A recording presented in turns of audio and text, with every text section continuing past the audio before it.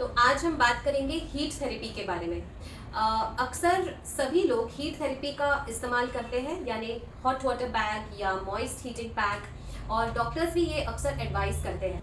लेकिन ये मेथड इतना पॉपुलर क्यों है? तो देखते हैं कि किन कारणों की वजह से आपको हीट थेरेपी से हेल्प होता है, उससे आराम मिलता है।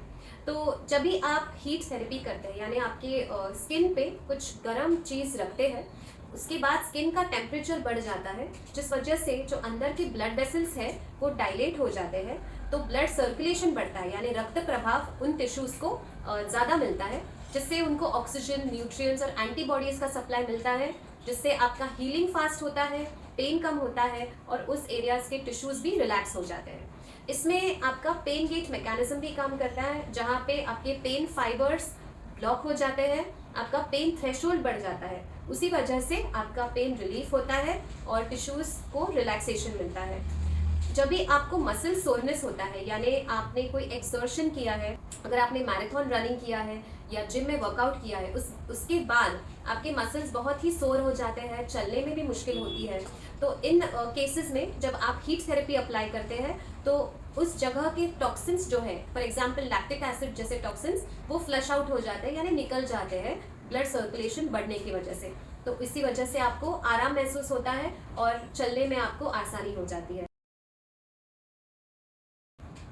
हीट थेरेपी इंजरीज में भी यूज हो सकता है, लेकिन अगर आपके इंजरी को 3 से 4 हफ्ते हो गए हैं, उसके बाद आप हीट थेरेपी यूज कर सकते हैं। पहले 3 से 4 हफ्तों में आपको सिर्फ आइस थेरेपी करना है। जब आपको neck pain, back pain, joint pain, arthritis या रूमेटॉइड आर्थराइटिस जैसे कंडीशंस हैं, इन कंडीशंस में आप हीट थेरेपी यूज कर सकते हैं, जिसमें आपके जॉइंट्स रिलैक्स हो जाते हैं, टिश्यूज रिलैक्स हो जाते हैं और आपका पेन कम हो जाता है। फिर जैसे मैंने कहा, मसल सोरनेस होता है कोई एक्सर्शनल एक्टिविटी के बाद, तभी भी हीट थेरेपी हेल्प करता है पेन रिलीफ करने के लिए और आपका परफॉर्मेंस इम्प्रूव हो जाता है। फिर आपको कोई स्ट्रेचिंग प्रोग्राम करना है जिसमें आपको अच्छी फ्लेक्सिबिलिटी चाहिए, आप हीट थेरेपी करें तो स्ट्रेचिंग एक्सरसाइज करने में ज़्यादा आसानी होती है, क्योंकि आपके टिश्यूज़ की लेंथ हल्की सी बढ़ जाती है। सेम चीज़ आपके फिजियोथेरेपी सेशंस के वक्त भी अप्लाई हो सकती है। फॉर एग्जाम्पल, अगर आपको फ्रोजन शोल्डर है तो प्रायर टू फिजियोथेरेपी एक्सरसाइजेस आप अगर हीट थेरेपी करें तो आपके जॉइंट्स और मसल्स रिलैक्स हो जाते हैं, जिसके बाद एक्सरसाइज करने में आसानी होती है।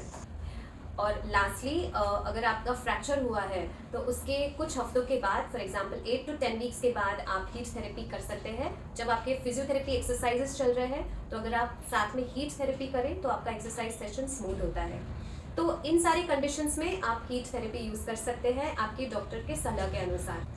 अगले वीडियो में हम बात करेंगे कि आप घर पे किस तरह से हीट थेरेपी कर सकते हैं। तो हमारे साथ बने रहिए। धन्यवाद।